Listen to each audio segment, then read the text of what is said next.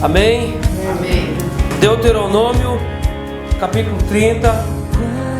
Nós estamos caminhando cada vez mais em direção ao final do texto de Deuteronômio. E cada um desses textos vai nos preparando para nós entrarmos no texto de Josué. Hoje o capítulo 30 tem o título Promessas de Misericórdia. E nós vamos ver que nesse texto a lei e a graça caminham juntos. A lei nunca se despediu da graça e a graça jamais anulou a lei. A lei, é necessário que a lei aponte o pecado. A lei é a régua. A lei é o espelho que mostra a sujeira. Mas o espelho, com o espelho nós não podemos nos lavar. A lei, ela nos impura para a graça. A lei, ela demonstra o pecado, mostra, denuncia. Mas a graça nos livra e nos liberta. Então esse capítulo 30 vai falar da lei e da graça. Como que a lei e a graça precisam estar sobre nós e precisam se mover na nossa vida. Se nós não tivéssemos conhecido a lei, como diz o apóstolo Paulo, jamais nós saberíamos que pecado é pecado. Se nós não conheceríamos a lei, nós jamais poderíamos entender o quão profundo nós estávamos nas trevas do erro, quebrando leis espirituais. Mas a lei nos denuncia, nos mostra e nos impura para graça. A graça nos liberta, a graça é a oportunidade e a graça é capacitadora para você conseguir viver e cumprir a lei. E o texto começa dizendo assim: quando pois todas essas coisas vierem sobre ti, a bênção e a bênção vem da onde? Da graça. E a maldição? Da lei. Tanto a bênção como a graça vem da lei, brotam da lei. Então eu vou perguntar de novo: a bênção vem da onde? Da graça. E a maldição vem da onde? Da lei. Sobre ti a bênção e a maldição que pus diante de ti, se te recordares delas entre todas as nações, para onde te lançar o Senhor teu Deus, e tornares ao Senhor teu Deus, tu e teus filhos de todo o teu coração e de toda a tua alma, e deres ouvidos à sua voz, segundo tudo que hoje te ordeno. Você percebe que o Moisés, sendo usado por Deus, está dando a lei para essa nova geração, preparando-os a entrar na terra de Canaã. Então a lei, o conhecimento da lei, já abre a graça e a porta dizendo: mas quando vocês pecarem, vocês têm um caminho de volta. Esse capítulo 30, ele acontece antes do pecado. O capítulo 30 ocorre antes dos 300 anos dos juízes. O capítulo 30 acontece antes de toda a idolatria, apostasia, Baal, Baalins, postes, ídolos, antes. E eu gostaria que você percebesse aqui, nessa instrução, Deus dizendo: vocês vão se perder, mas eu quero que vocês se voltem. Verso 3: então o Senhor teu Deus mudará a tua sorte, e se compadecerá de ti, e te ajuntará de novo de todos os povos entre os quais te tinha espalhado o Senhor teu Deus. Ainda que os teus desterrados estejam para a extremidade dos céus, desde aí te ajuntará o Senhor teu Deus e te tomará de lá. O Senhor teu Deus te introduzirá na terra que teus pais possuíram, e a possuirás, e te fará bem, e te multiplicará mais do que a teus pais. O Senhor teu Deus circuncidará o teu coração e o coração de tua descendência, para amares o Senhor teu Deus de todo o teu coração e de toda a tua alma, para que vivas. O Senhor teu Deus porá todas essas maldições sobre os teus inimigos e sobre os teus aborrecedores que te perseguirem. De novo, pois, darás ouvidos à voz do Senhor, cumprirás todos os seus mandamentos que hoje te ordeno. O Senhor teu Deus te dará abundância em toda a obra das tuas mãos, no fruto do teu ventre, no fruto dos teus animais e no fruto da tua terra, e te beneficiará, porquanto o Senhor tornará a exultar em ti, para te fazer bem como exultou em teus pais. Se deres ouvidos à voz do Senhor teu Deus, guardando os seus mandamentos e os seus estatutos escritos nesse livro da lei, se te converteres ao Senhor teu Deus de todo o teu coração e de toda a tua alma, porque este mandamento que hoje te ordeno não é demasiado difícil, nem está longe de ti, não está nos céus para dizeres: quem subirá por nós aos céus, que não-lo traga e não-lo faça ouvir, para que o cumpramos? Nem está além do mar para dizeres: quem passará por nós além do mar, que não-lo traga e não-lo faça ouvir, para que o cumpramos? Pois esta palavra está muito perto de ti, na tua boca e no teu coração, para cumprires. Vê que proponho hoje a vida e o bem, a morte e o mal.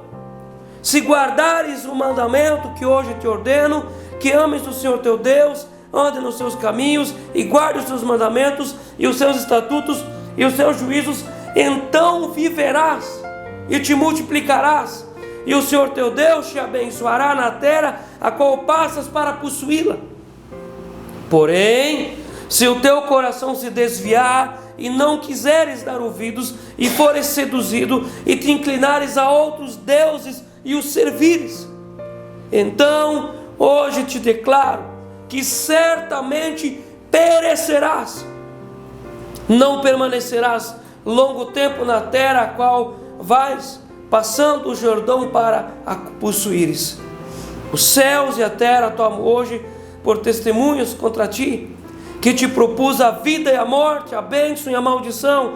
Escolhe, pois, a vida, para que vivas tu e a tua descendência, amando o Senhor teu Deus, dando ouvidos à sua voz e apegando-te a Ele, pois disso depende a tua vida e a tua longevidade, para que habites na terra que o Senhor, sob juramento, prometeu dar a teus pais Abraão, Isaque e Jacó. Amém? Amém. Eu gostaria que você olhasse comigo o verso 20 de novo, pelo menos essa primeira parte. Amando o Senhor teu Deus, dando ouvidos à sua voz e apegando-te a se apegar a Deus. Sabe aquele comportamento de buscar a Deus só no problema? Isso não é apegar a Deus. O que é apegar-se a Deus? É buscá-lo em todo o tempo e apegando-te a Ele, pois disto depende a tua vida e a tua longevidade. Amém? Meus irmãos, em várias partes das Escrituras, a voz estrondosa de juízo é seguida do tom amoroso de esperança.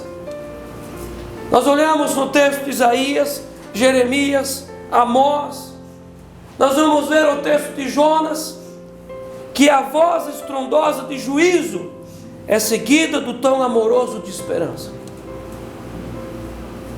Quando Deus manda o seu profeta falar sobre juízo, Ele não apenas fala de morte e condenação, mas Ele também fala: porém, se você se apegar ao Senhor, se arrependendo, ouvi-lo, ter um coração ensinável, você poderá viver.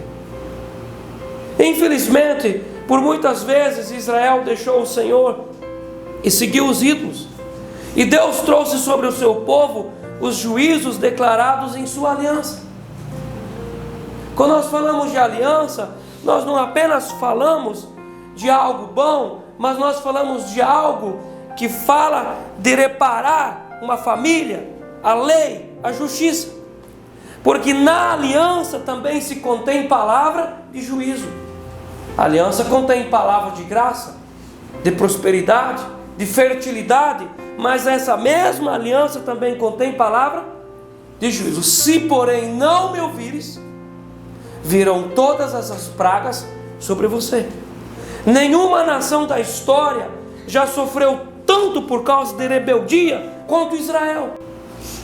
Nós olhamos às vezes algumas famílias e nós tiramos uma conclusão: ninguém sofre tanto quanto essa família por causa de rebeldia. Israel é a nação no mundo que mais sofreu por causa de rebeldia, idolatria, desobediência, desapego a Deus, superficialidade. É a nação que mais sofreu por causa disso. Mas também é bem verdade, no entanto, que nenhuma outra nação já ofereceu tanta riqueza espiritual quanto Israel. Quando Jesus está lá conversando com a mulher samaritana, uma das coisas que Jesus diz, que é uma lei, em João 4:22, ele diz: mas a salvação vem dos judeus. Nenhuma outra nação do mundo trouxe tantas bênçãos sobre as outras nações quanto Israel. Nós temos da onde? De quem nós temos os profetas? Da nação de Israel. Nós temos esses profetas sobre o povo cristão. O cristianismo tem os profetas que Deus deu para Israel. Dos judeus, nós temos as Sagradas Escrituras. Deus deu para os judeus, para Moisés, a revelação dos 5 primeiros livros. Deu a revelação por meio dos profetas. Por meio dos judeus nós temos os evangelhos.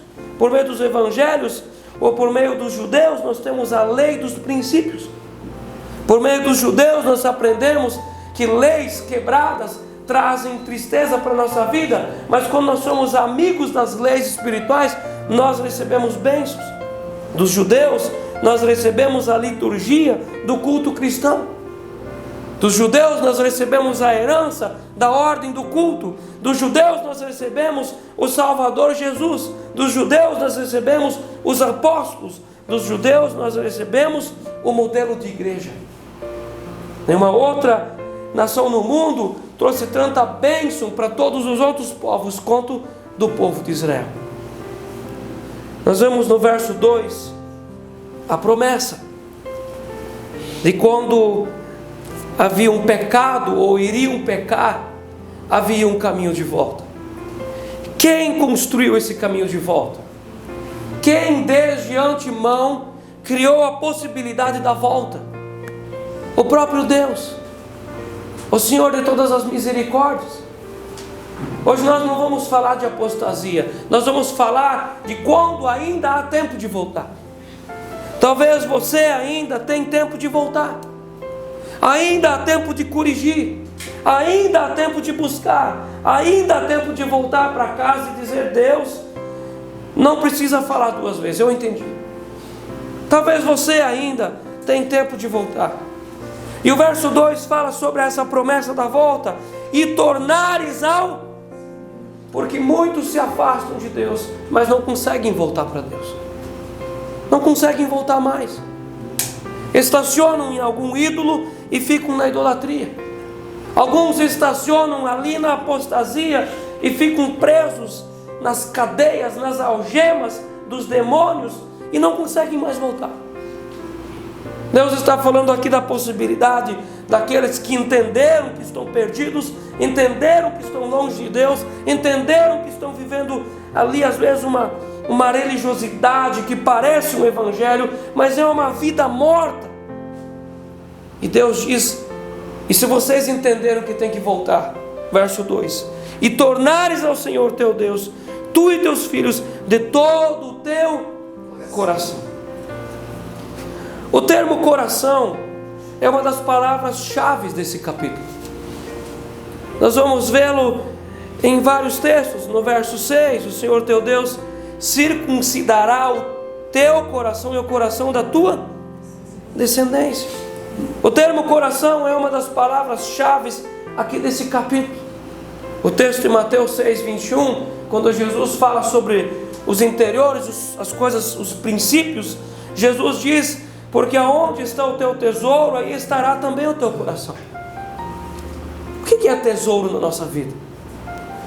O que na nossa vida, na nossa história, é assim, a galinha dos ovos de ouro?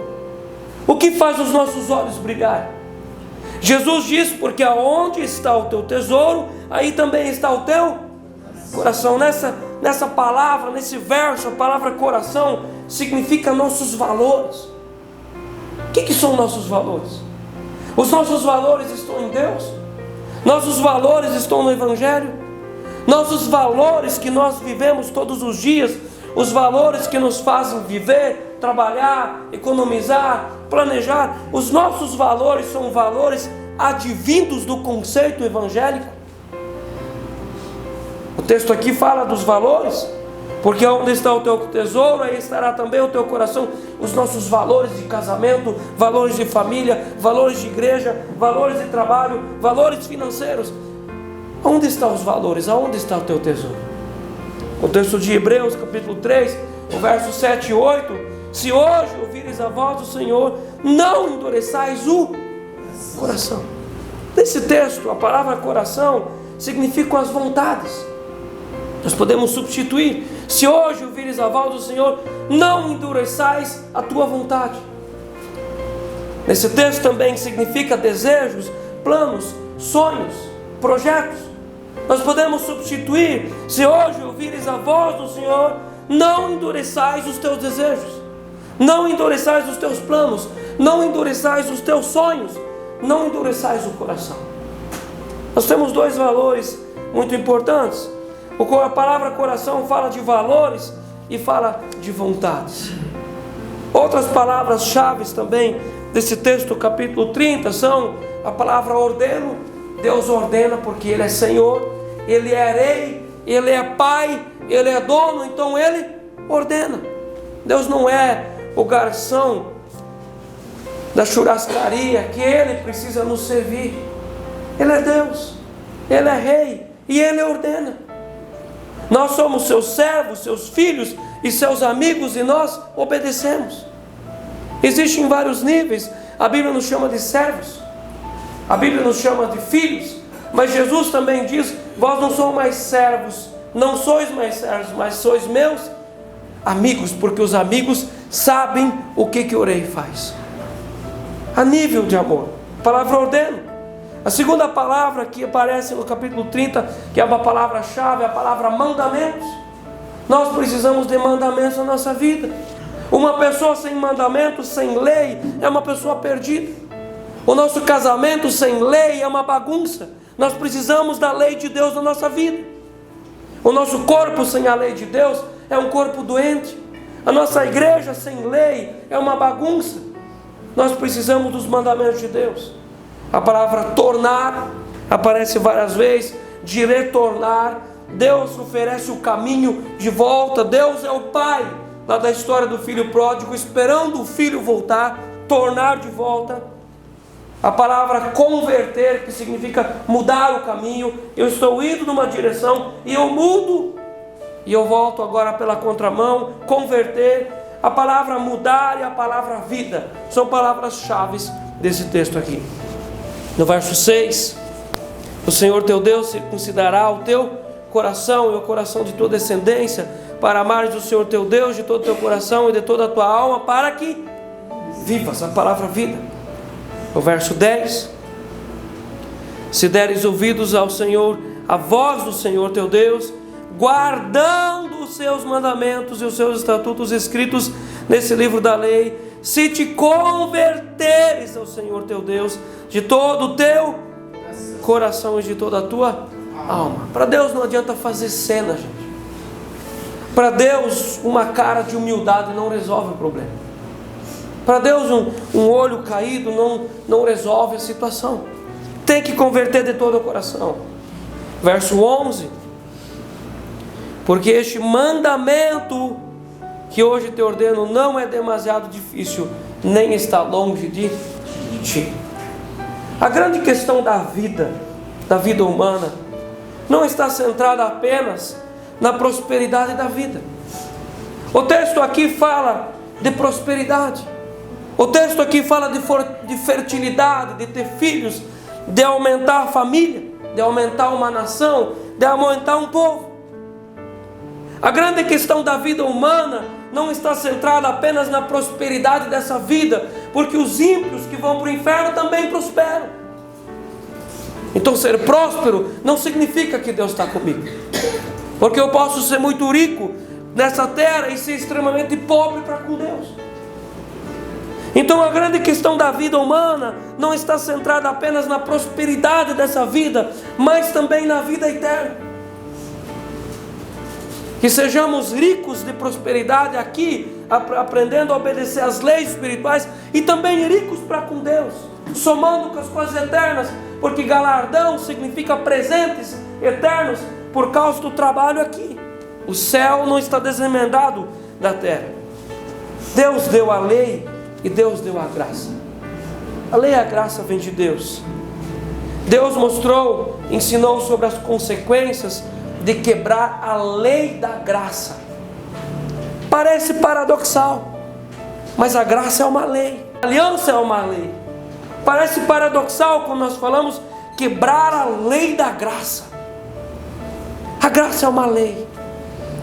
Todas as vezes que nós entendemos, ou quando nós lemos o texto, está sempre condicionado. Se, porém, então, sempre há condições. Se você retornar, se você converter, se de todo o coração voltar, a condição. Por quê? Porque é uma lei. É a lei da graça. Por que nós chamamos de lei da graça? Porque não há uma lei que nos vem suprimir, reprimir e matar, mas é a lei que nos vem chamar de volta. Que Deus oferece esse caminho, e Deus construiu esse caminho de volta. Deus é o dono desse caminho, Deus é o dono desse projeto, Deus é o responsável pela possibilidade de reconciliação. Meus irmãos, uma das palavras chaves para nós, que nós encontramos lá no texto de Atos capítulo 2, capítulo 3, já na finalização da pregação de Pedro, existe jeito para você. Existe jeito para você. Quando Pedro termina a sua pregação, e a pregação dele não foi uma pregação muito amistosa, não. A pregação de Pedro não foi politicamente correta. Ele meteu o dedo na ferida e disse: vocês mataram Jesus, o Criador, o autor da vida. Essa mesma pregação pregada pelo colega dele, o Estevão, rendeu a morte para o Estevão. O cara viu Deus antes. Mas o Pedro, pregando essa pregação, as pessoas, o público se voltou e disse: o que nós faremos? E um dos pontos naquela pregação de Pedro tem jeito, mas você precisa se voltar para Deus. Tem jeito para você. Tem jeito. Porque a aliança, ela pode nos consertar. E Deus é responsável pela essa possibilidade de reconciliação. E é uma volta para o Senhor, é um convite. Que convite? No verso 2 de novo: e tornares ao Senhor teu Deus, tu e teus filhos, de todo o teu coração e de toda a tua alma, e deres ouvidos a voz, segundo tudo que hoje te ordeno. Nós vemos aqui entregar o coração e a alma. Você precisa entregar o teu coração e a alma. Precisa haver uma rendição. No Evangelho não funciona se você não se render. Você pode racionalmente votar num político, você pode racionalmente fazer um trabalho, você pode racionalmente entrar num emprego, pela razão, e você por anos trabalhar ali, sentir prazer, ter o teu salário, mas você nunca deu o teu coração. Quando você tiver a primeira oportunidade, você sai disso. Mas o Evangelho não funciona assim. Se nós não nos entregarmos de todo o coração, de toda a alma, uma rendição completa, o Evangelho não funciona na nossa vida. Nós vamos ficar como na beira do caminho, como aquela semente que caiu na beira do caminho de Mateus 13, só vendo passar a prosperidade dos outros, a salvação dos outros, a graça dos outros, e ficar vendo navios. É necessário ter uma rendição, porque se nós não nos rendemos, a superficialidade toma conta da nossa vida. Jesus fala aqui de entregar o coração. Jesus fala, a palavra fala de dar ouvidos à voz de Deus. O que é dar ouvidos?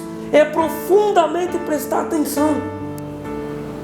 Sabe quando você recebe um áudio, no WhatsApp, e aquele áudio você precisa entender ele bem, e você passa várias vezes para trás para ouvir todos os detalhes. É assim que Deus espera que eu e você façamos com a palavra, que a gente dê ouvidos.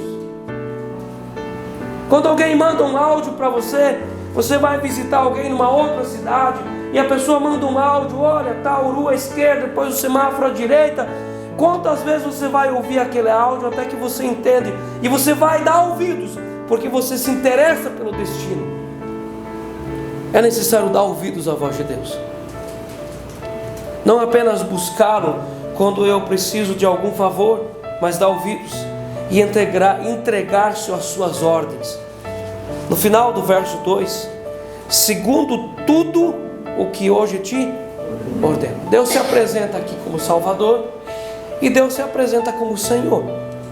Como Salvador nós temos a graça, e como Senhor nós temos a lei. Muitas pessoas querem o poder do sangue de Jesus, mas não querem passar pela cruz. Muitas pessoas querem ordenar em nome de Jesus, mas não querem passar pela lavagem da cruz e do sangue. Muitas pessoas querem Deus como Salvador da sua vida, mas não querem Deus como Senhor.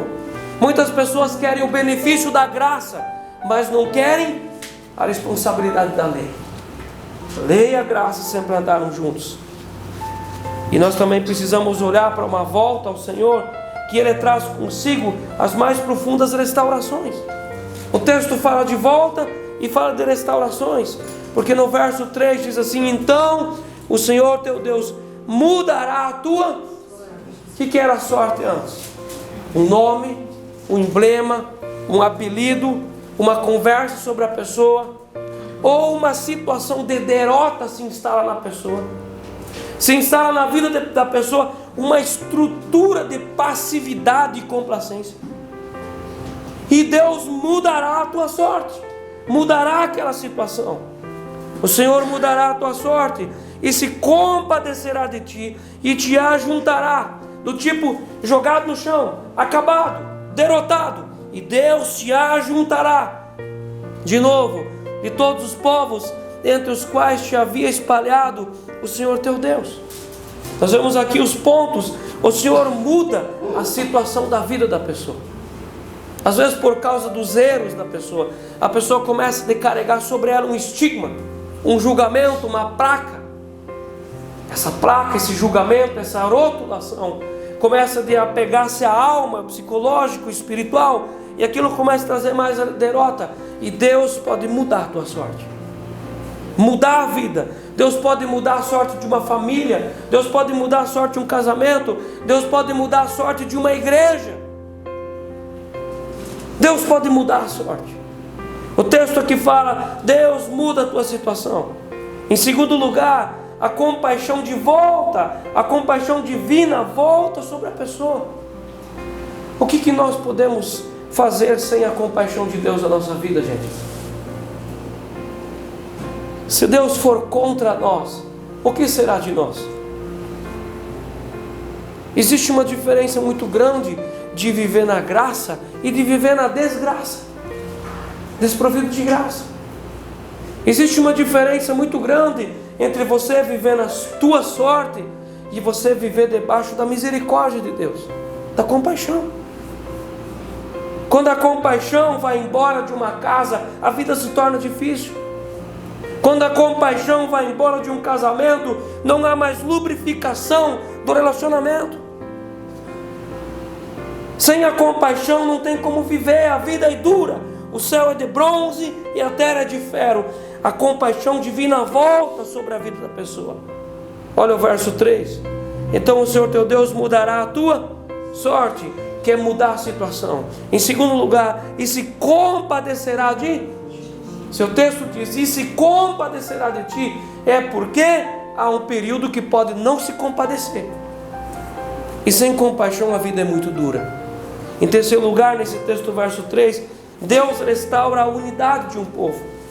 No verso, bem no final: e se compadecerá de ti e te ajuntará de novo de todos os povos entre os quais se havia espalhado o Senhor teu Deus. Não existe bênção em espalhar. Existe bênção na unidade. Nós sempre vamos ver isso com muita força. Jesus falando com os discípulos no texto do Evangelho de João. Quando nós olhamos o texto entre o capítulo 13 de João e o capítulo 17, que é ali o ensino, a instrução da mesa, da ceia, nós vamos ver várias vezes Jesus falando sobre a unidade. Quem restaura a unidade de uma casa? Quem restaura a unidade de uma igreja? Às vezes uma comunidade pode ser numerosa, mas não tem unidade. Não gruda, não pega, não velcra. Parece que cada um corre os seus caminhos, cada um tem os seus sonhos. Isso não está certo, está errado. Quem traz a unidade de volta de um corpo? Deus.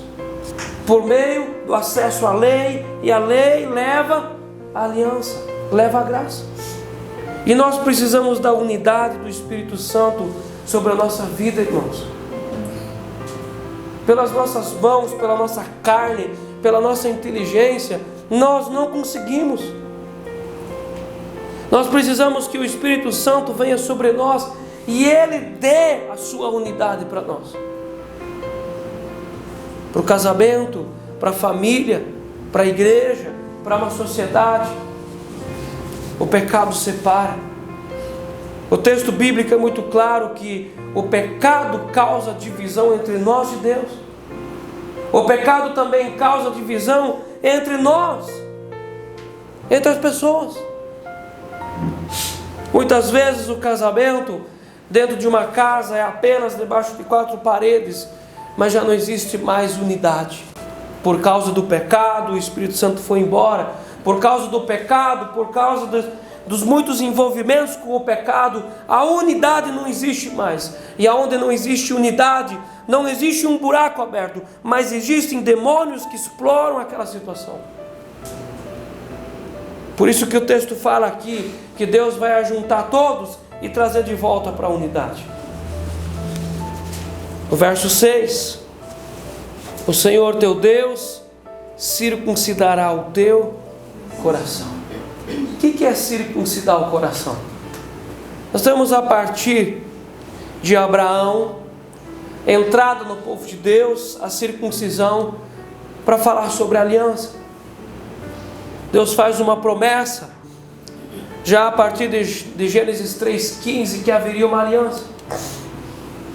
Deus introduz essa aliança para dentro do povo dele, por meio de um arameu convertido aos caminhos de Deus. E Deus diz: vocês vão tirar o prepúcio do órgão sexual de vocês, vocês vão derramar o sangue no chão, e todo macho, todo homem vai fazer uma aliança, e essa aliança se chamaria circuncisão, e teria que ser no órgão genital do homem, porque falava de multiplicação, fala de fertilidade. Todas as vezes que o homem ia fazer xixi, ele olhava para o seu órgão sexual, ele lembrava que ele tem uma aliança com Deus. E quando esse homem tinha um menino, ele circuncidava o seu menino, seu filho, dizendo: eu também coloco o meu filho na aliança. Só que o problema é que as pessoas circuncidavam o órgão genital, mas o coração estava longe de Deus. Tiravam o prepúcio, mas o coração estava coberto, estava longe de Deus. Então Deus está dizendo aqui: quando vocês voltarem de todo o coração, vocês não vão circuncidar apenas um órgão, uma parte do corpo, mas eu vou circuncidar o coração de vocês. Meus irmãos, existe uma diferença muito grande entre alguém vir aqui para frente e receber o batismo da água, e alguém ser circuncidado de coração. Meus irmãos, é uma diferença muito grande entre alguém fazer o curso de membros, vir aqui na frente, fazer o protocolo, bater tabela aqui da confissão pública de fé, é uma coisa, mas é outra coisa alguém ter o coração circuncidado. A aliança de Deus entra na vida da pessoa com a circuncisão do coração. E o verso 6 diz: e o Senhor teu Deus circuncidará o teu coração e o coração da tua descendência. Você já percebeu que tem gerações que pai e mãe são longe de Deus, filhos são longe de Deus, netos são longe de Deus, mas vão na igreja, são evangélicos de carreira. Nunca tiveram o coração circuncidado.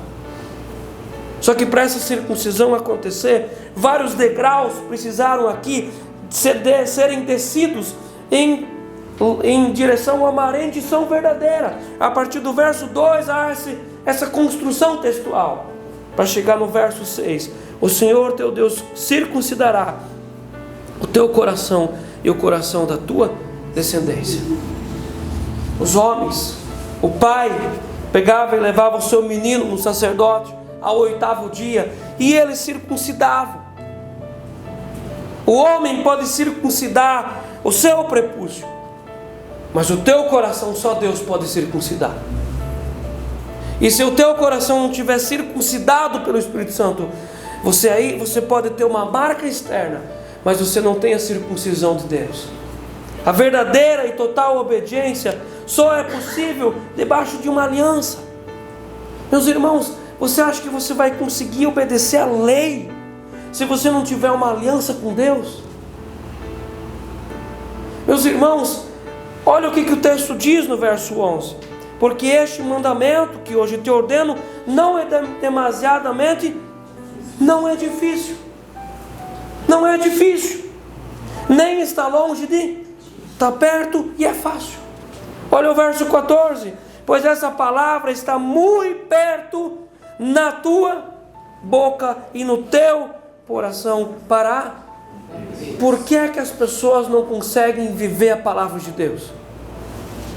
Porque não tem uma aliança. Meus irmãos, sem uma aliança, a pessoa vai de pecaminosidade em pecaminosidade. Ela entra no caminho da bebida e ela entende que aquilo é pecado, porque ela ouve o evangelho e ela sai daquilo. 3 dias depois ela está num outro caminho de pecaminosidade, está cravada no jogo do tigrinho. Então a palavra fala com ela, sai daquilo. 7 dias depois ela está na pornografia. Parece um carro num caminho, daqueles caminhos sem asfalto, uma estrada cheia de atoleiro. Quando o carro sobe no meio da rodovia, ele resbala para o lado de novo. Aí a pessoa sobe de volta a linha, resbala para o outro lado. Por quê? Não está uma estrutura de aliança. Se você não tem aliança, você não consegue cumprir a palavra. A estrutura que nos dá a graça da gente viver na lei e eu experimentar a graça é a aliança. Se você não tem aliança, você fica o tempo todo fazendo coisinhas, pecadinhos, isso, aquilo, e fica o tempo todo se preocupando. Ninguém da igreja pode saber. O pastor não pode saber. É o marido que orienta a esposa em casa dizendo, mas não pode contar. É a esposa que orienta o marido dizendo, mas não vai contar para o pastor. Porque não consegue viver. Por que é que não consegue viver? Porque não há aliança.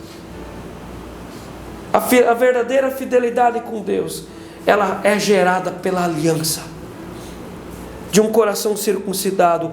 O Senhor teu Deus circuncidará o teu coração e o coração da tua descendência. Muitas vezes os pais teriam muita vontade de que os filhos fossem convertidos, porque um pai e uma mãe sabem que o caminho do mundo é terrível para os filhos. Os pais querem tanto, mas os filhos não entram nesse caminho e não funciona, porque na maioria das vezes os pais não têm aliança. O texto fala aqui, geracionalmente, você e teus filhos, você tem que ter uma aliança para que teus filhos tenham. A verdadeira responsabilidade da salvação dos filhos só é viável debaixo de uma aliança. Meus irmãos, pais, homem e mulher que têm filhos, os teus filhos serão cobrados das tuas mãos, nessa vida e diante do juízo final. Não é só botar filho no mundo e dar de comer e dar faculdade e está tudo 10. Os filhos são do Senhor, eles são dados para um pai e uma mãe, e Deus cobra sobre a salvação. Deus não vai cobrar se os seus filhos são gospels ou bonzinhos, mas se você deu salvação para eles. Mas se você não tem aliança, como que você vai dar para os seus filhos uma coisa que você nem tem? Tem que ter aliança. Amar verdadeiramente o Senhor só é possível debaixo de uma aliança. Eu quero nessa noite fazer um apelo para você. Você e Deus sabem se você tem uma aliança com Deus ou não. E eu quero convidar você a você dar um passo em direção a uma aliança. Deus não chama você para você ser uma pessoa boazinha. Deus não chama bons. Deus não chama para obedecer, para viver, para buscar entender a graça e viver na graça. E Deus nessa noite está chamando você, e Ele quer circuncidar o teu coração. Talvez você, muitas vezes o diabo tem visitado você e dito para você: abre mão disso, larga a mão disso, você não consegue viver igual. Isso que o pastor prega para você é muito pesado, nunca alguém vai viver isso.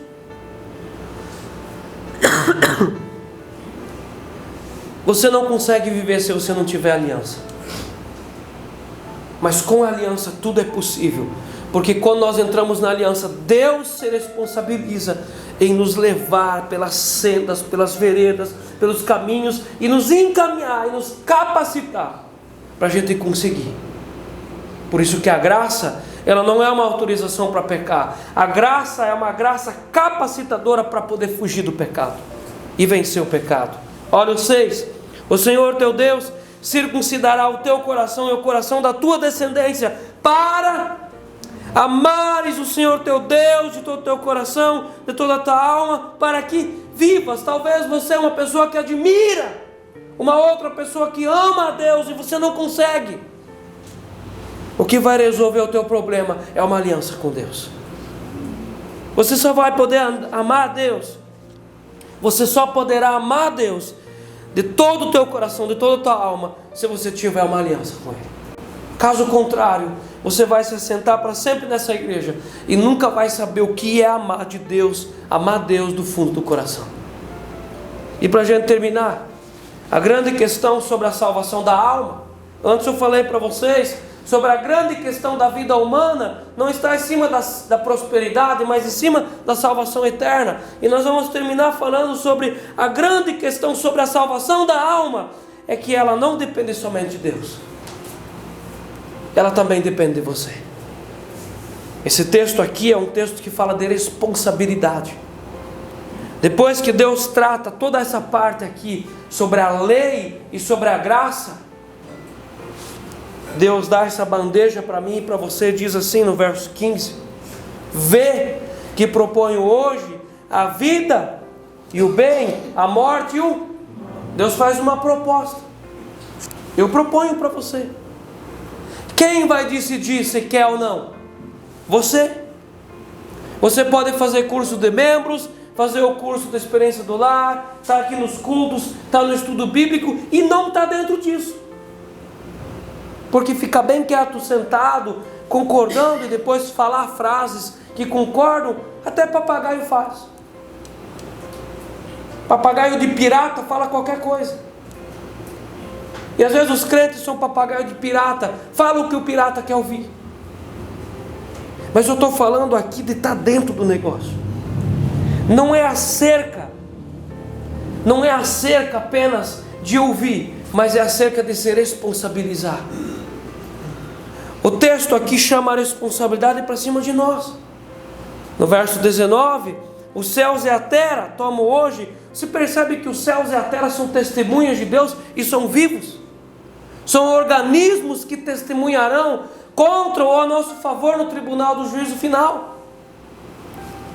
Os céus e a terra tomam hoje por testemunhas contra ti, que te propus a vida e a morte, a bênção e a maldição. Deus ainda dá um conselho para mim e para você: escolhe, pois, a vida, para que vivas tu e a tua descendência. Responsabilidade. Meus irmãos, a salvação da nossa alma é o caminho da responsabilidade. A lei da responsabilidade na vida cristã é real. Responsabilidade sobre o devocional. Quantas vezes nós temos ouvido como as pessoas se justificam, se explicando. Irresponsabilidade, imaturidade. não amadurecem, não se tornam adultos nas situações, é sempre justificativas. Responsabilidade na vida devocional, responsabilidade de não quebrar princípios, a responsabilidade é tua. Essa grande preocupação que o pastor não pode saber, que coisa mais minúscula, gente. Você quebra um princípio, o problema é seu. Quem que vai se lascar? Você. Eu tenho que ter responsabilidade sobre a minha vida e você sobre a sua. Isso é responsabilidade. Responsabilidade de fidelidade no meu sacerdócio. Eu preciso entender que aquilo que eu faço escondido diante dos homens, eu faço diante dos céus. Os céus estão nos assistindo sempre. Os céus são uma grande plateia, o texto de Hebreus fala, diante de uma grande nuvem de testemunhas. Os céus nos assistem. Às vezes o ser humano não vai dar muita atenção, mas os céus anotam. Responsabilidade de ser fiel nos cultos e nos estudos. Meus irmãos, justificativas não resolvem o nosso problema com a eternidade. Explicações não resolvem o nosso problema com Deus. Mas a responsabilidade me coloca nisso. Responsabilidade nos dízimos e nas ofertas. Responsabilidade no nosso corpo. Nós temos que cuidar do nosso corpo.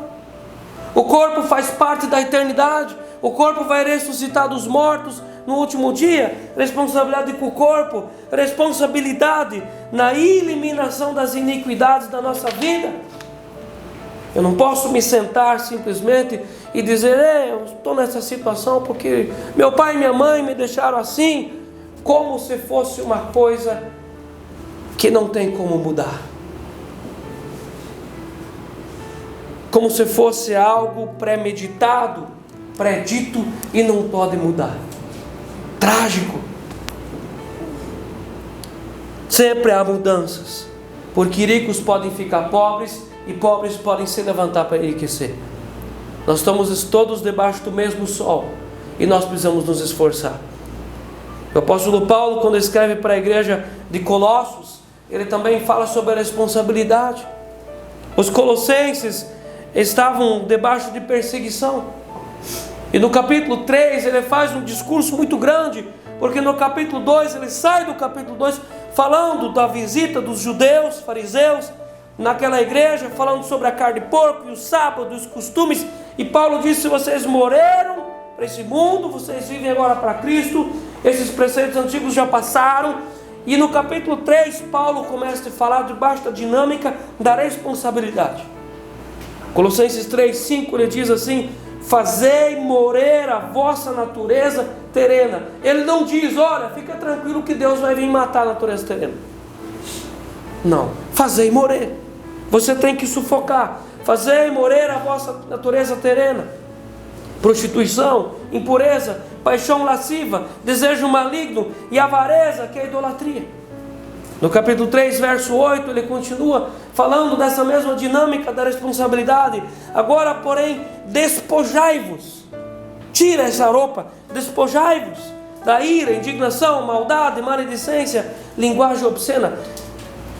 Despojai-vos. No verso 12 ele diz: revesti-vos, pois como eleitos de Deus, santos e amados, de ternos afetos de misericórdia, você precisa se vestir de uma outra roupa. E no verso 13: suportai-vos uns aos outros. Esse suportar aqui não é de aguentar, mas é de dar suporte. Responsabilidade. Suportai-vos uns aos outros, perdoai-vos mutuamente. Responsabilidade.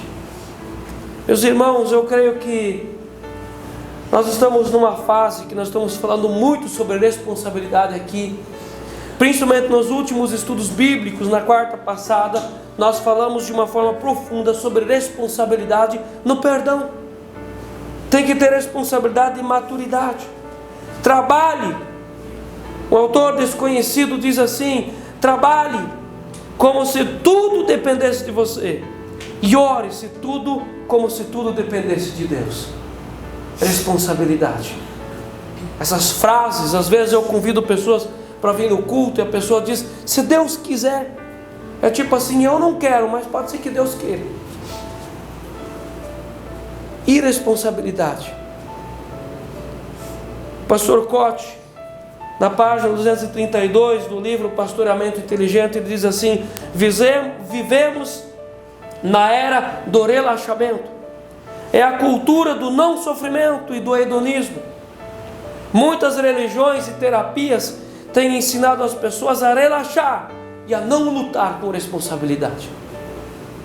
Nós temos responsabilidade. O Deus da graça, Deus dá graça. Andar na graça é responsabilidade minha. Deus dá a graça, mas eu preciso aprender a andar na graça. Amém. Eu quero orar com você. Enquanto que nós vamos orar, convidar você, convidar para que você no Espírito, você entenda mais profundamente a palavra que nós meditamos nessa noite. Eu acredito que durante a semana Deus já andou falando com você algumas coisas, e que você precisa tomar algumas decisões na sua vida. E nessa noite Deus falou mais algo com você, e você pode meditar profundamente e orar sobre isso. Amém? Senhor Deus, em nome do Teu Filho Jesus, o Senhor é bendito, maravilhoso. A Tua graça está sobre nós, porque nós temos ouvido do Teu Evangelho, e foi nos alcançado a palavra de entendimento. Foi colocado sobre nós a graça de nós ouvirmos e podermos entender como a Tua lei funciona, como a graça funciona, e como há um caminho de volta quando alguém de nós pecar. Dessa forma, Senhor Deus, nós Te agradecemos pelo culto que o Senhor nos deu hoje, por tudo que nós vimos, nós ouvimos e nós vivemos aqui nesse lugar. Grande é o Senhor, grandes são as Tuas obras, grande é a Tua misericórdia, e perfeita e linda é a Tua lei. Tudo que o Senhor faz é perfeito, maravilhoso e é fruto da Tua bondade. Obrigado, Senhor Deus, que o Senhor tem ministrado o nosso coração, em nome do Senhor Jesus. Amém. Amém. Amém.